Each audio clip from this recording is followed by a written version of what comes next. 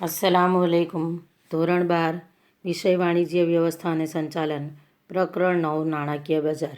વિદ્યાર્થીની મિત્રો, આપણે ગયા સેશનમાં નાણાકીય માળખા વિશે માહિતી મેળવી હતી, જેમાં નાણાકીય માળખાને બે વિભાગમાં વિભાજિત કરવામાં આવે છે: ઔપચારિક કે સંગઠિત નાણાકીય માળખું અને અનૌપચારિક કે બિનસંગઠિત નાણાકીય માળખું. ઔપચારિક કે સંગઠિત નાણાકીય માળખામાં 4 મુખ્ય ઘટકો છે. પ્રથમ છે નાણાકીય સંસ્થાઓ, બીજું છે નાણાકીય સાધનો, ત્રીજું છે નાણાકીય સેવાઓ અને ચોથું છે નાણાકીય બજાર. જે ચોથો મુદ્દો છે નાણાકીય બજાર, તેને આપણે પહેલાં ધ્યાનમાં લીધું અને તેમાં છે તેના બે પ્રકાર: મૂડી બજાર અને નાણાં બજાર. મૂડી બજારમાં પાછા પેટા વિભાગો પડે છે: પ્રાથમિક બજાર અને ગૌણ બજાર, જેને સવિસ્તર હવે પછી શીખીશું. જ્યારે નાણાં બજારમાં શું થાય છે, તો નાણાં બજાર વિશે માહિતી મેળવીએ. નાણાં બજાર કોને કહેવાય? તો ટૂંકા ગાળાની નાણાકીય મિલકતો કે જે ઊંચી તરલતા સાથે નાણાંની નજીકની અવેજી ધરાવે છે, તેના વ્યવહારોનું બજાર એટલે નાણાં બજાર. નાણાં બજારમાં ટૂંકા ગાળાની નાણાકીય મિલકતો કે ઊંચી તરલતા સાથે નાણાંની નજીકની અવેજી ધરાવે છે.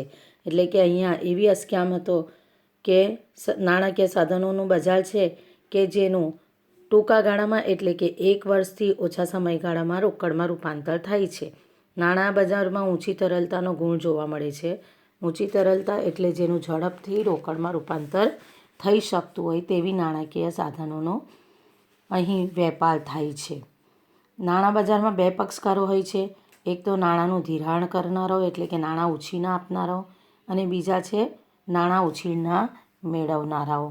ધિરાણ કરનારાઓમાં એટલે કે નાણાં ઉછીના આપનારાઓમાં રિઝર્વ બેંક, વેપારી બેંક, સહકારી બેંક, શરાફો વગેરેનો સમાવેશ થાય છે.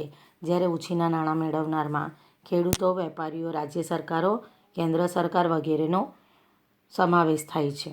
નાણાં બજાર કોઈ ભૌતિક સ્થળ નથી, પરંતુ નાણાંનો વેપાર કે લેવડ દેવડ કરતી વિવિધ સંસ્થાઓનો સમૂહ એટલે નાણાં બજાર. નાણાં બજારની વ્યાખ્યા આપણે જોઈ ચૂક્યા છીએ કે ટૂંકા ગાળાની નાણાકીય મિલકતો કે જે ઊંચી તરલતા સાથે નાણાંની નજીકની અવેજી ધરાવે છે, તેના વ્યવહારોનું બજાર એટલે નાણાં બજાર. એના ઉપરથી નાણાં બજારની લાક્ષણિકતાઓ આવે છે. તો પ્રથમ છે નાણાં બજારને બે ભાગમાં વહેંચવામાં આવે છે: સંગઠિત નાણાં બજાર અને અસંગઠિત નાણાં બજાર, જેને હવે પછીના મુદ્દામાં આપણે વ્યવસ્થિત શીખીશું. બીજી લાક્ષણિકતા છે ટૂંકા ગાળાની મિલકતો કે સાધનોનું બજાર છે, જેની પાકતી મુદત 1 વર્ષ કે તેથી ઓછી હોય છે. ત્રીજી લાક્ષણિકતા છે નાણાં બજારમાં ભાગ લેનારાઓની શાખપાત્રતા મહત્ત્વની છે. ભાગ લેનારાઓની શાખ જોઈને જ તેમની નાણાકીય મિલકતો કે અસ્કયામતોની ખરીદી અને વેચાણ થાય છે. નાણાં બજાર એ કોઈ ચોક્કસ ભૌતિક સ્થળ નથી, પરંતુ વિવિધ સંસ્થાઓનું સામૂહિક માળખું છે, જેમ કે રિઝર્વ બેંક ઓફ ઇન્ડિયા, વેપારી બેંકો, મ્યુચ્યુઅલ ફંડની સંસ્થાઓ અને વીમા કંપનીઓ વગેરે બધા સાથે મળીને નાણાં બજાર બનાવે છે. ઝડપથી રોકડમાં રૂપાંતર થાય તેવા નાણાકીય સાધનોનું બજાર છે. દાખલા તરીકે ટ્રેઝરી બિલ, કોલ મની. છઠ્ઠું છે આર્થિક અને ટેકનોલોજીના વિકાસ સાથે નાણાં બજારની પેટા શાખાઓ પણ વિકસી છે, જેમ કે કોલ મની માર્કેટ, જ્યાં કોલ મનીનો વેપાર થતો હોય તેવી માર્કેટને call money market, bond market, treasury bill market. એટલે આ પેટા શાખાઓનો પણ વિકાસ થયો છે. સાતમું છે મોટાભાગની નાણાકીય સાધનો દેવાના સાધનો છે. એટલે આ સાધનોની ખરીદ અને વેચાણ થાય તો જે ખરીદે છે તે લેણદાર બને છે અને જે વેચે છે તે દેવાદાર બને છે. અન્ય નાણાકીય સાધનોની સરખામણીમાં વધુ સલામત હોવાથી જોખમનું તત્વ ઓછું છે, કારણ કે તે ટૂંકા ગાળાની અસ્કયામતો છે. 1 વર્ષના સમયગાળામાં તેનું રોકડમાં રૂપાંતર થઈ જાય છે, એટલે વધુ સલામત છે. નાણાં બજારની સફળતા અને કામગીરીનો આધાર બેન્કિંગ પદ્ધતિ અને નાણાકીય સંસ્થાઓની કામગીરી ઉપર રહેલો છે. નાણાકીય સંસ્થાઓ અને બેંક જેટલી કાર્યક્ષમ હશે તેટલો નાણાં બજારનો વધારે વિકાસ થશે. આ લાક્ષણિકતાઓ છે જેને આપણે ઓનલાઈન સેશનમાં હમણાં સુધી ભણી ચૂક્યા છીએ. આજે આપણે પ્રથમ લાક્ષણિકતા જે છે, નાણાં બજારને બે ભાગમાં વહેંચવામાં આવે છે. પ્રથમ છે સંગઠિત નાણાં બજાર અને બીજું છે અસંગઠિત નાણાં બજાર. તો તેના વિશે અભ્યાસ કરીશું. જોઈએ નાણાં બજારના પ્રકારો, જેમાં બે પ્રકાર છે: સંગઠિત નાણાં બજાર એટલે કે ઔપચારિક નાણાં બજાર અને અસંગઠિત નાણાં બજાર એટલે કે અનૌપચારિક નાણાં બજાર. સંગઠિત નાણાં બજાર કોને કહેવાય છે? તો સંગઠિત નાણાં બજાર એટલે કે ઔપચારિક નાણાં બજાર. કોણ બનાવે છે? કોનો તેમાં સમાવેશ થાય છે? તો તેમાં રિઝર્વ બેંક ઓફ ઇન્ડિયા, વેપારી બેંકો, મ્યુચ્યુઅલ ફંડ વગેરેનું બનેલું છે. એટલે આ બધી સંસ્થાઓ મળીને સંગઠિત નાણાં બજારનો બનાવે છે. ભારતમાં સંગઠિત નાણાં બજારનું નિયંત્રણ કોણ કરે છે? તો ભારતમાં સંગઠિત નાણાં બજારનું નિયંત્રણ રિઝર્વ બેંક ઓફ ઇન્ડિયા દ્વારા કરવામાં આવે છે. સંગઠિત નાણાં બજારમાં પદ્ધતિસર રીતે સંકલિત થયેલું બજાર છે. સંગઠિત નાણાં બજાર પદ્ધતિસર રીતે સંકલિત થયેલું છે એનો અર્થ કે નીતિ નિયમો મુજબ તેમાં કાર્ય થાય છે. નાણાં બજારમાં પૂરતી તરલતા જાળવવા માટે રિઝર્વ બેંક ઓફ ઇન્ડિયા વ્યાજના દરમાં જરૂરિયાત અનુસાર ફેરફાર કરે છે. એટલે તેના અંકુશમાં છે, તેના નિયંત્રણમાં નાણાં બજાર છે.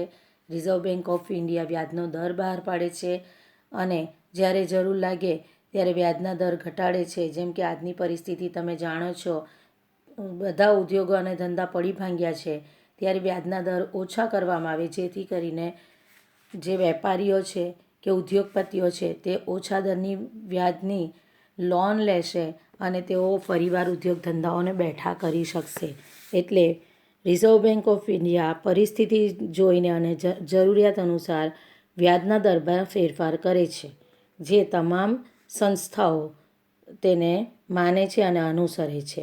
સંગઠિત નાણાં બજારમાં કયા કયા નાણાકીય સાધનોનો સમાવેશ થાય છે? તો સંગઠિત નાણાં બજારમાં treasury bill, certificate of deposit, call money જેવા નાણાકીય સાધનોનો સમાવેશ થાય છે, જેને સવિસ્તર આપણે હવે પછીના સેશનમાં જોઈશું. સંગઠિત નાણાં બજાર પદ્ધતિસર રીતે સંકલિત થયેલું છે. એટલે રિઝર્વ બેંક ઓફ ઇન્ડિયા દ્વારા તેનું નિયંત્રણ થાય છે. એટલે રિઝર્વ બેંક ઓફ ઇન્ડિયા જે નિયમો બનાવે છે તે નિયમોનું પાલન સંગઠિત નાણાં બજારના દરેક સભ્ય એટલે કે દરેક નાણાકીય સંસ્થાઓએ કરવું પડે છે. બીજો પ્રકાર છે અસંગઠિત નાણાં બજાર. અસંગઠિત નાણાં બજાર એટલે અનૌપચારિક નાણાં બજાર. તે અનૌપચારિક છે, એટલે કોઈ પણ કેન્દ્રીય સંસ્થાનું તેની ઉપર નિયંત્રણ કે અંકુશ હોતું નથી અને તેઓ પોતાની રીતે કાર્ય કરે છે. તેઓ કોઈ સંસ્થા દ્વારા આપેલા નિયમોનો કે નીતિ નિયમોનો કોઈ પાલન કરતા નથી. પ્રવૃત્તિઓ પણ કોઈ પણ ધારાધોરણ કે નિયમો વગર ચાલતી હોય છે. આ નાણાં બજારમાં કોનો સમાવેશ થાય છે? તો આ નાણાં બજારમાં નાણાં ધીરનાર, જમીનદારો, વસ્તુઓ ગીરો રાખીને નાણાં ધીરધારનો ધંધો કરતા વ્યક્તિઓ, દેશી બેન્કરો, શ્રોફ વગેરેનું આ નાણાં બજાર બનેલું છે, જેઓ પોતપોતાની રીતે લોન આપે છે, ઉછીના નાણાં આપે છે. અસંગઠિત નાણાં બજારની પ્રવૃત્તિઓ ક્યાં વિકાસ પામી છે? તો જોવા જઈએ તો શહેરો અને ગામોમાં બંને જગ્યાએ અસંગઠિત નાણાં બજારની પ્રવૃત્તિઓનો વિકાસ થયો છે, પરંતુ અસંગઠિત નાણાં બજારનો શહેરી વિસ્તાર કરતાં ગ્રામ્ય વિસ્તારમાં વધુ વિકાસ થયો છે. જોકે શહેરી વિસ્તારોમાં પણ તે જોવા મળે છે, પરંતુ તે નાના પાયા ઉપર શહેરી વિસ્તારમાં કાર્યશીલ છે, પ્રવૃત્તિમય છે, જ્યારે ગામડાઓમાં આ પ્રવૃત્તિઓનો વધુ વિકાસ થયો છે. આગલા સેશનમાં ફરીવાર મળીશું નાણાં બજારના સાધનો સહિત. ત્યાં સુધી ઘરે રહો, સુરક્ષિત રહો. અલ્લાહ હાફિઝ.